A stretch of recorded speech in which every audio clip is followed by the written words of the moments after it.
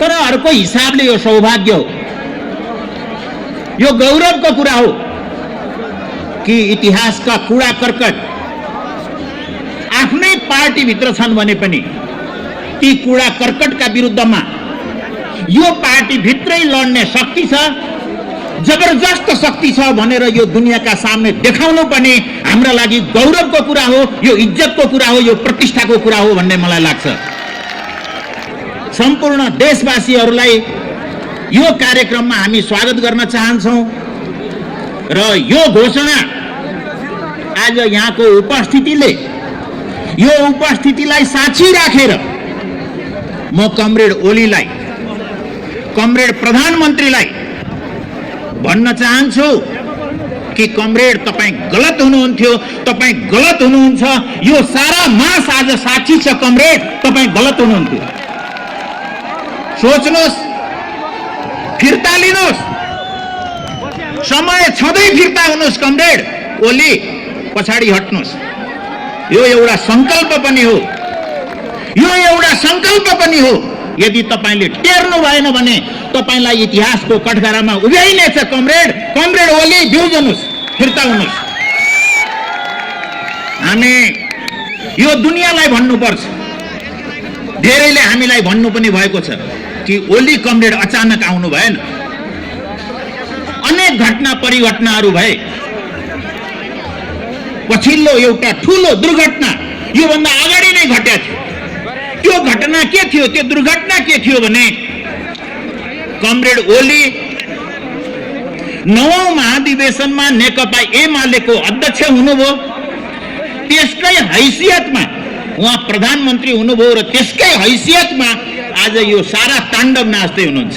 शास्त्रीले हेर्न सक्ने कुरा थिए, उहाँ यसका प्रति चिन्तित रहनु भएन, यसका प्रति जवाफदेह रहनु भएन, उहाँले यसका प्रति सरोकार पनि राख्नु भएन र क्रमशः उहाँले विकासको परिभाषा अवधारणालाई भुत्ते बनाउनु भयो। केवल प्रहसनको विषय बनाउन थाल्नुभयो, जोग गर्न थाल्नुभयो। विपक्षी आफ्ना पार्टीका सांसदहरू, मन्त्रीहरू कसैलाई पनि उहाँले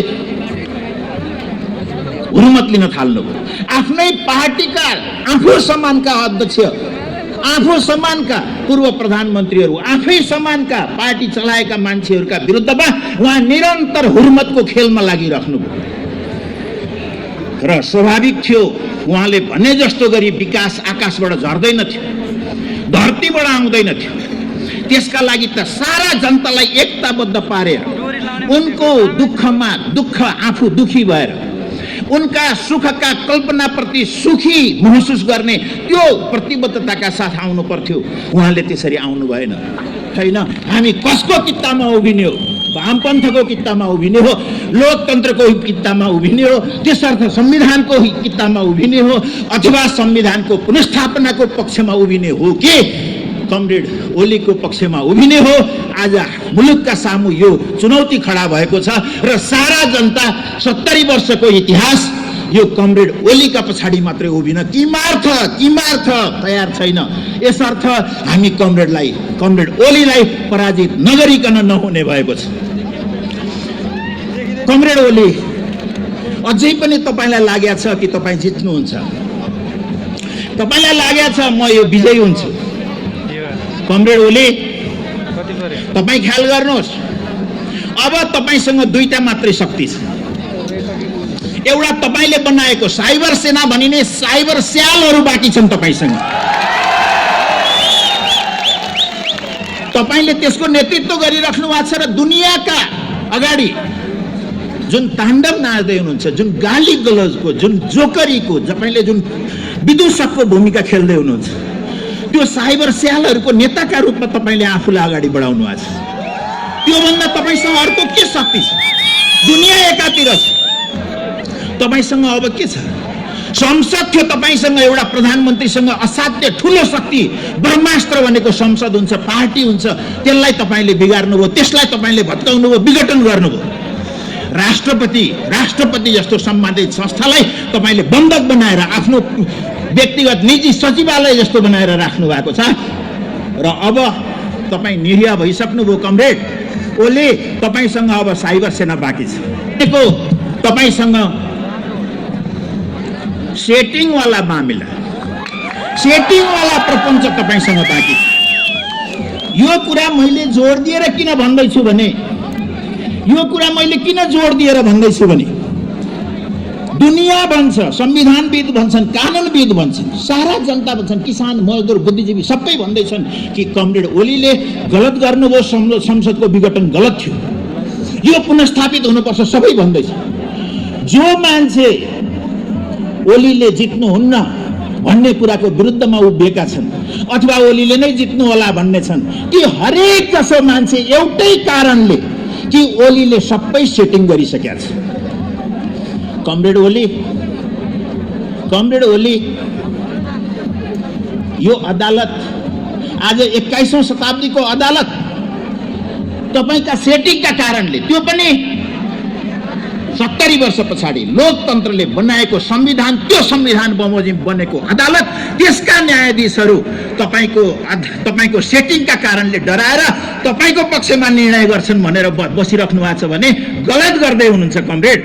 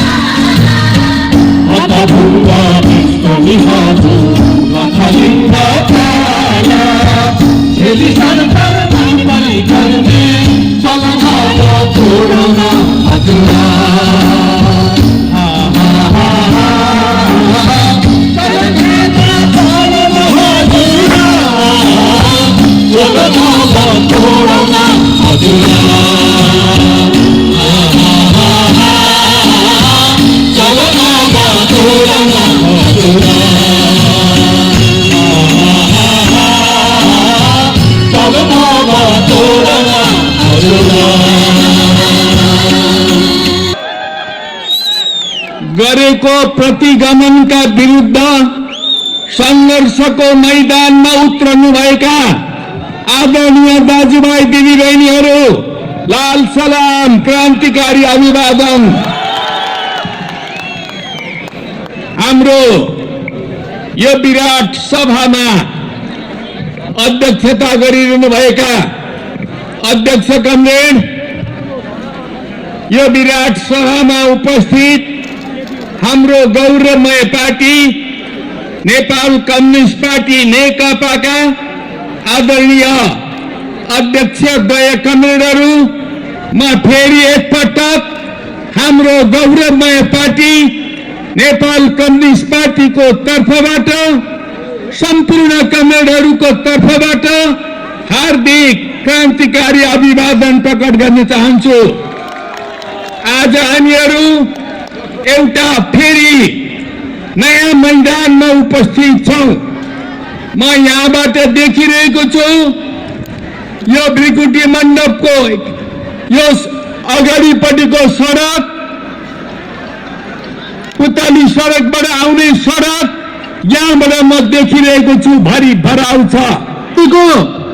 केपी ओलीले प्रतिगमन गरेको कारणले, देशलाई प्रतिक्रान्तिको दिशामा लगेको कारणले फेरि हामीले हाम्रो क्रान्तिका उपलब्धिहरूलाई 62-63 को जनक्रान्तिका उपलब्धिहरूलाई जोगाउनको निम्ति, रक्षा गर्नको निम्ति, हाम्रो संविधानको रक्षा गर्नको निम्ति, हाम्रो संसदको रक्षा गर्नको निम्ति आज आम जनता सडकमा उत्रिनु भएको छ।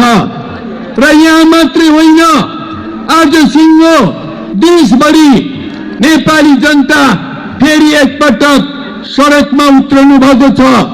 कमरेडहरू, जबसम्म यो प्रतिगमन सकिँदैन, जबसम्म केपी ओलीले घुँडा टेक्दैनन् र जबसम्म हाम्रो संविधानको रक्षा हुँदैन, त्यति बेलासम्म हामीहरू कफन बाँधेर फेरि सडकमा उत्रेका छौं।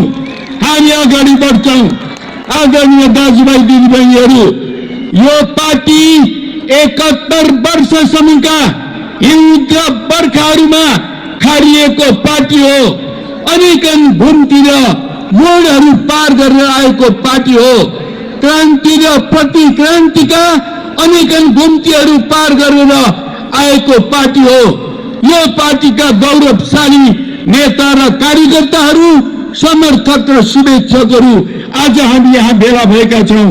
आज सिङ्गो देशभरि हाम्रा पार्टीका शुभेच्छुक र समर्थकहरू, कमरेडहरू मैदानमा उत्रनु भएको छ। कमरेडहरू, किनभने 5 पुसका दिन केपी ओलीले हाम्रो प्रधानमन्त्रीको रूपमा आसीन केपी ओली, जसलाई हामीले पार्टीबाट निष्कासन गर्ने निर्णय गरेका छौं।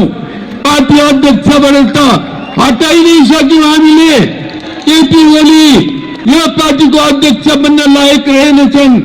केपी ओली विश्वासघाती रहेछन्। यो देशको कम्युनिस्ट आन्दोलनका घातक तत्त्व रहेछन्। त्यसकारणले हामीले यो पार्टीबाट निष्कासन गरेका छौं। अब केपी ओली कमरेड रहेनन्। कमरेड बन्नको लागि धेरै ठूला त्याग र तपस्या गर्नुपर्छ। आदरणीय दाजुभाइ दिदीबहिनीहरू, कम्युनिस्ट पार्टीमा प्रवेश गर्नको लागि शर्तहरू हुन्छन्, तर कम्युनिस्ट पार्टी कसैले छोड्न चाहन्छ भने कुनै शर्त छैन, भाग्न सक्छ। आज केपी ओली अरूलाई भगोडा बन्दैछन्, तर केपी ओली यो पार्टीका भगोडा हुन्, कम्युनिस्ट आन्दोलनका भगोडा हुन्। आज केपी ओलीले यो पार्टीलाई आफै त्याग गरेका छन् र एउटा सानो गुट बनाएर पार्टीलाई चैत्याएका छन्।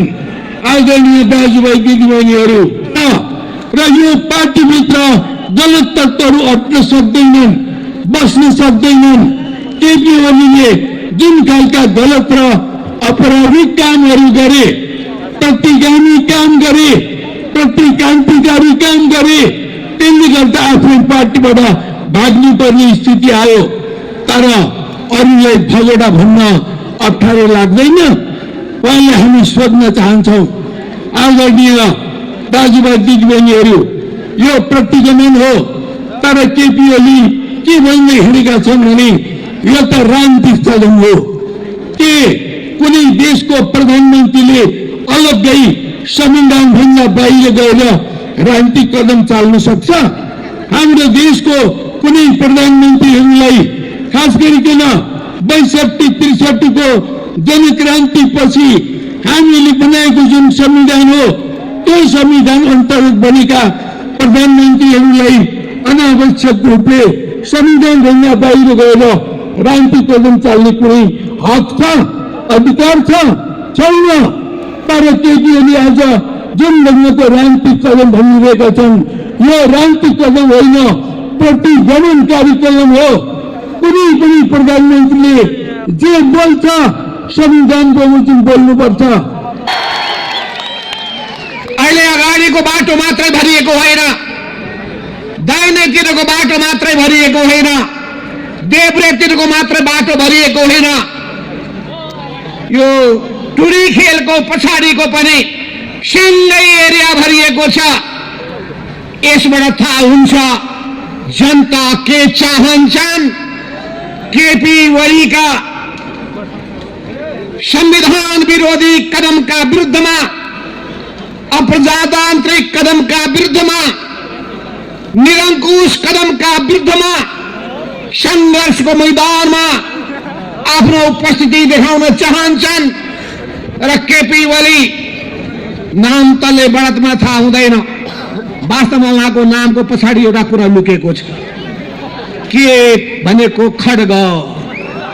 उहाँले खड्ग प्रहार गर्नुभएको छ, संविधानमाथि खड्ग प्रहार गर्नुभएको छ, पार्टीमाथि खड्ग प्रहार गर्नुभएको छ, लोकतन्त्रमाथि खड्ग प्रहार गर्नुभएको छ र हाम्रो देशको स्थायित्वमाथि खड्ग प्रहार गर्नुभएको छ। त्यसो हुनाले म भन्न चाहन्छु यसका विरुद्धमा लडिकन अर्को उपाय छैन। त्यसो हुनाले यहाँ उपस्थित भएका सम्पूर्ण आदरणीय जनसमुदायहरू, तपाईहरुको विशाल उपस्थितिका लागि, तपाईहरुको जुझारो भावनाका लागि तपाईहरुलाई हाम्रो पार्टीको तर्फबाट क्रान्तिकारी लाल सलामको अभिवादन गर्न चाहन्छु। आजको यो उपस्थितिले मलाई जनआन्दोलनको झलको दिइरहेको छ। 62-63 को आन्दोलनमा जसरी जनताहरू लाखौं लाखको संख्यामा देशैभरि जागेका थिए, सिङ्गो काठमाडौँलाई आन्दोलित बनाएका थिए, त्यसैको झल्को आज देखिएको छ। त्यसैले मैले भने यो त कास्टिङ मात्रै हो, अझै फिल्म सुरु हुन बाँकी नै छ। त्यसैले सबैले बुझौं, नेपाली जनताले को मान्छेले के गर्यो भन्ने कुराको राम्ररी हिसाब किताब गर्छन्। त्यो व्यक्तिले गरेका कामहरूको मूल्याङ्कन गर्छन्। ठिक गरेको छ भने राम्रो भन्छन्, बेठिक गरेको छ भने कम्युनिस्ट पार्टीभित्र छिरेको मान्छेले पनि बदमासी गर्छ भने त्यसलाई दण्ड र सजाय दिन्छन्। त्यो दण्ड सजाय पहिले पार्टीभित्रबाट हामीले सुरु गर्यौं। केपी ओलीलाई कम्युनिस्ट पार्टीको अध्यक्ष पदबाट निष्कासन गर्यौं। अब हामी उहाँलाई कम्युनिस्ट पार्टीको सदस्य पनि हुन लायक नभएको हुनाले अनुशासनको कारबाही गर्नका लागि स्पष्टीकरण सोधेका छौं। उहाँले अहिलेसम्म त्यसको जवाब दिनुभएको छैन। होइन, म त अहिले भर्खरै आउँदैछु, सुर्खेतबाट म आउँदैछु, कर्णाली प्रदेशबाट आउँदैछु। कतै चिठी आइहाल्यो कि जवाब आइहाल्यो कि भन्नु पनि लाग्यो, कुरा पनि गर्न पाएको छैन। हाम्रो अध्यक्ष कमल प्रचण्डसँग, कमल नारायण काजी श्रेष्ठसँग, कमल जेएन खनालसँग त्यसो सोधिहालेको आइहाल्यो कि कतै सुध्रेको कुनै कागज आएको छ कि गल्ती गरेको छु भनेर कतै स्वीकार गरिहालेका छन् कि कतै कतै माफी नै मागेका छन् कि कतै प्रतिनिधि सभाको विघटन गर्नु गलत हो, त्यो पुनर्स्थापनाको निम्ति म पनि जुलुसमा सामेल हुन्छु बडा भनिहाल्ने हुन् कि कसैले गल्ती गर्छन्, अपराध गर्छन् अनि समयमा सचिन्छु भन्छन् अरे केही समय जेलमा राखेर फेरि निकालौला, केही पनि फरक पर्दैन। होइन भने सुरुमै माफी दिउँला, केही फरक पर्दैन। तर एउटा कुरा कसैले पनि भ्रममा नराख्नुहोस्, फेरि केपी ओलीसँग यो नेपाल कम्युनिस्ट पार्टी नेकपाले झुक्ने कुनै काम गर्ने छैन। तर अहिले फेरि सँगसँगै जाने स्थिति बन्ला भन्ने कसैले भ्रम नपाले हुन्छ। त्यस हुनाले अहिले कतिपय पार्टीको मनमा शङ्का लागेको छ, यो कतै नाटक त गरिरहेका छैनन्, यी कम्युनिस्ट मिल्ने त होइनन्, कतै हामीलाई धोका त दिने होइनन्। हामी मूल्यको राजनीति गर्छौं, विचारको राजनीति गर्छौं। हाम्रा केपीजी का 2-3वटा भूमिकाको अलग अलग मूल्याङ्कन गरौं। पार्टी अध्यक्षको रूपमा उहाँले कस्तो भूमिका खेल्नुभयो, पार्टीभित्र उहाँले कस्तो विधि बसाल्न खोज्नुभयो, उहाँले पार्टीका सिद्धान्तलाई कसरी मिच्नुभयो, पार्टीलाई कसरी मृत्युतुल्य बनाउनु भयो, पार्टीलाई कसरी कागजमा सीमित झन्डै झन्डै पार्टीलाई सिद्ध्याउने काम कसरी गर्नुभयो, त्यसको एउटा समीक्षा गरौँला। प्रधानमन्त्रीको रूपमा उहाँले यो देशलाई कसरी भ्रष्टाचारको दिशामा लगाउनु भयो, जनताका समस्यालाई कसरी व्यवस्था गर्नुभयो, ती विषयहरूमा कसरी छलफल गर्न चाहनु भएन, त्यसको बेग्लै समीक्षा गरौँला। अनि उहाँले संसदलाई कसरी व्यवस्था गर्नुभयो, आफ्नै संसदीय दललाई कसरी अब मूल्याङ्कन गर्नुभयो, त्यसको पनि छुट्टै मूल्याङ्कन समीक्षा गरौँला।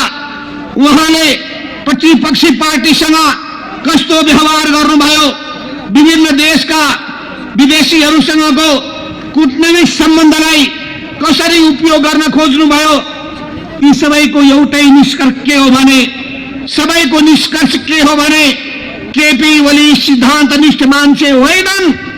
केपी ओली कम्युनिस्ट आदर्शको निम्ति समर्पित हुने मान्छे होइनन्। केपी ओली सामूहिकतामा विश्वास गर्ने मान्छे होइनन्। त्यसो हुनाले उहाँमा कम्युनिस्ट चरित्रको क्षयीकरण सुरु भयो। म यहाँ देखिरहेको छु 2 नंबर प्रदेशों से लोकसभा आयल है, अपने सबके हम क्रांतिकारी लाल सलाम कर रहे छी। सारा मधेश उल्टिरहेको छ। यहाँ त्यसै गरी सबै ठाउँमा देख्ने हो भने सबैले मूल्याङ्कन गरिरहनु भएको छ। यी सबै कोणमा मूल्याङ्कन गरौं। संविधानलाई कसरी मिच्नु भयो, संविधानका धाराको अध्ययन गरौं। धारा 85 पढौं, धारा 76 पढौं, 76 को 1 र 2 पनि हेरौं, 76 को 7 पनि हेरौं। धारामा टिक्न नसकेपछि, संविधानको प्रावधानमा टिक्न नसकेपछि हाम्रा ओलीजीले के गरे थाहा छ? धाराको उल्लेखै नगरिकन राष्ट्रपतिका चिठी पठाएका रहेछ। सर्वोच्च अदालतमा पो पोल खुलेछ। सर्वोच्च अदालतमा गएको चिठीको पोल खुलेछ। हतार त्यो चिठी गायब पार्न खोजिएको छ रे भन्ने हल्ला मैले सुनेको छु। किन संविधानको प्रावधानमा, संविधानमा लेखिएको कागजले उहाँलाई त्यो अधिकार दिँदैन। उहाँले पछि राष्ट्रपतिको नामबाट जुन सूचना जारी गरिएको छ राष्ट्रपति कार्यालयबाट, त्यहाँ के लेखिएको छ भने नेपालको संविधानको धाराको साथसाथै अर्को शब्द थपिएको छ, अन्तर्राष्ट्रिय अभ्यास। कुन अभ्यास खोजेको? ब्रिटेनको अभ्यास खोजेको। ब्रिटेनमा 5 वर्षसम्म संसद विघटन गर्न पाइँदैन। अन्तर्राष्ट्रिय अभ्यासको कुरा गर्ने हो भने श्रीलङ्कामा मनपरी ढङ्गले विघटन गर्न पाउँदैन। त्यो अभ्यास खोजेको हो कि नेपालको अभ्यास चाहियो? नेपालको अभ्यास के थियो भने प्रधानमन्त्रीले आफू हिसाबले संसद विघटन गर्न थाले। त्यसो हुनाले संविधान सभामा हामीले छलफल गर्यौं। समितिमा व्यापक छलफल भयो। समितिको रेकर्ड अहिले पनि ल्याउने हो भने सम्पत्ति समितिमा भएको बहसको अहिले पनि हामी रेकर्ड सुन्ने हो भने त्यसमा के लेखेको छ भने अबदेखि नेपालमा कुनै पनि बहुमत प्राप्त गरेको प्रधानमन्त्रीले या प्रधानमन्त्री नियुक्त नगरेको अवस्थामा बाहेक त्यो स्थिति मात्रै हो, होइन बहुमत प्राप्त गरेको प्रधानमन्त्रीले संसद विघटन गर्न पाउने छैन प्रश्न लेखेको छ। के पनि त्यस्तै जहिले पनि बिहान बोलाएको छ बालुवाटार हाजिरी गर्न जाने, बेलुका बोलाएको छ बालुवाटार हाजिरी गर्न जाने, राति 10 बजे बोलाएको छ बालुवाटार जाने। हामीलाई त दिक्कै लाग्थ्यो। अनि उहाँले पहिले मिलाऊ सम्झाऊ मिलेरै जाऊ धेरै कोसिस गर्नुभयो, हामीले पनि धेरै कोसिस गर्यौं, तर उहाँको आदेश पालन नगरेसम्म उहाँ नमान्ने र आदेश पालन गर्न लगाउने र आदेश पालन नगर्दाखेरि उहाँले पार्टी सिस्टम जम्मै भत्काउने काम गर्ने यस्तो चरित्रको मान्छे हुनुहुँदो रहेछ। त्यसैले मानिसको चरित्र कस्तो छ भन्ने मूल कुरा हो। उसले कस्तो प्रवृत्तिहरू अपनाएको छ भन्ने कुरा प्रमुख हो। राम्रा कुरा छन्, राम्रा कुरालाई राम्रो भन्नुपर्छ, नराम्रा कुरा छन् त्यसको आलोचना गर्नुपर्दछ।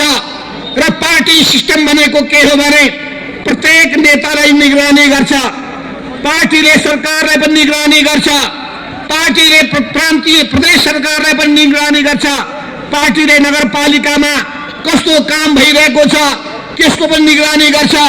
तर केपी ओली अध्यक्ष भएसम्म पार्टी पनि चलेन, कहीँ पनि निगरानी भएन, कहीँ पनि मूल्याङ्कन भएन।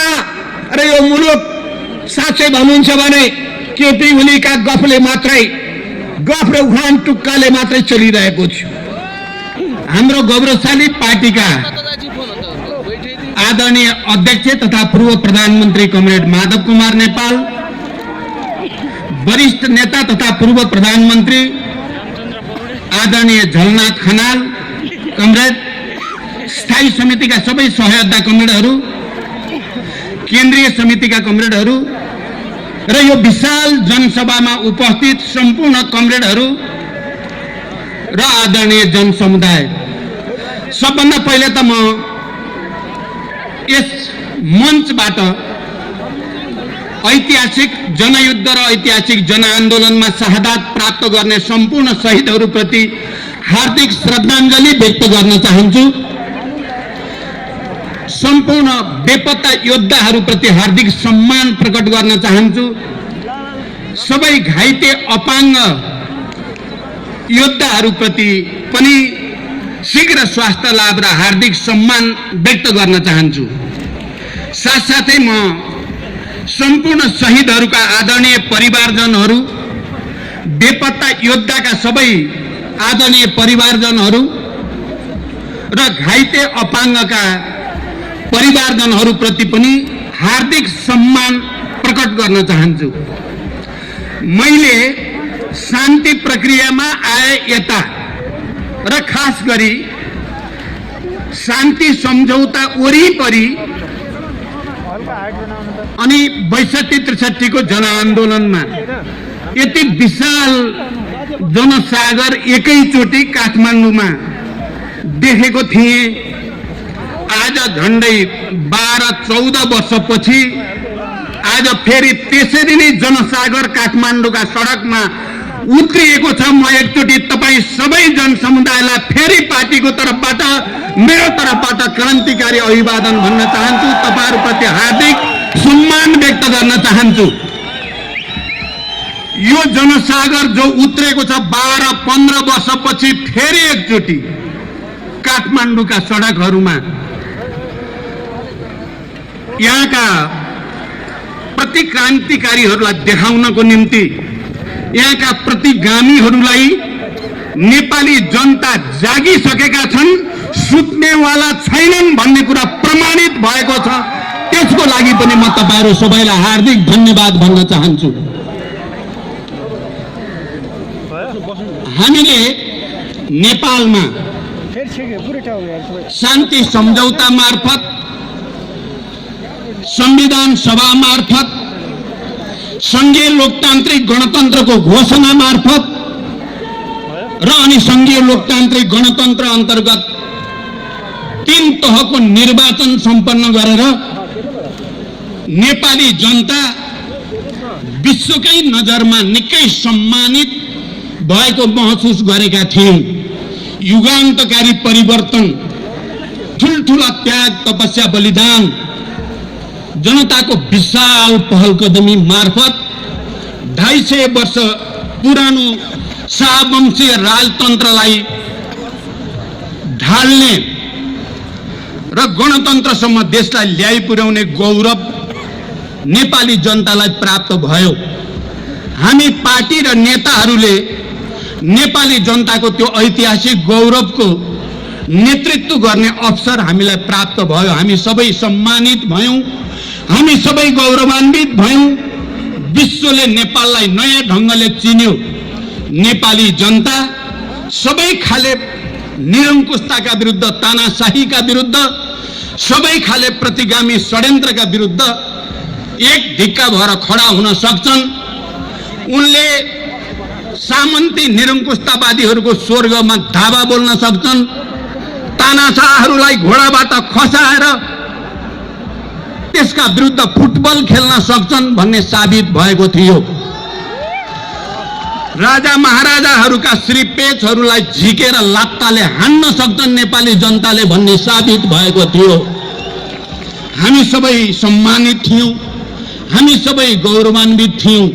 हामीले एउटा युगान्तकारी परिवर्तन ल्यायौं र हामीले त्यो परिवर्तन विद्रोह गरिरहेको, युद्ध गरिरहेको शक्ति र आन्दोलन, जनआन्दोलन, शान्तिपूर्ण जनआन्दोलन गरिरहेको शक्तिहरूको बीचमा निरंकुशताका विरुद्ध, सामन्ती तत्त्वहरूका विरुद्ध, तानाशाहीका विरुद्ध, नेपालका श्रमजीवी जनतालाई अन्याय अत्याचार गर्ने शासकहरूका विरुद्ध एउटा संयुक्त मोर्चा बनाएर हामीले आन्दोलित भएका थियौं र काठमाडौँका सडकमा जनताको सागर उर्लेर त्यो ऐतिहासिक आवश्यकता पूरा गरेका थियौं। तर आज हामीले के चाह्यौं त अब हामीले सोच्यौं, अब हामीले देश निर्माण गर्ने बेला आयो। जब संविधान सभाबाट संविधान बन्यो, संघीय लोकतान्त्रिक गणतन्त्रको संविधान बन्यो, अब हामीले सोच्यौं हामीले अब सबै श्रमजीवी जनतालाई राहत दिने, बेरोजगार युवाहरूलाई रोजगारी दिने, देशमा अब फेरि कहिल्यै राजनीतिक अस्थिरता नहोस्, राजनीतिक स्थायित्व सुनिश्चित होस् भन्ने सोच्यौं र नेपालमा आर्थिक विकासको एउटा नयाँ अभियान सुरु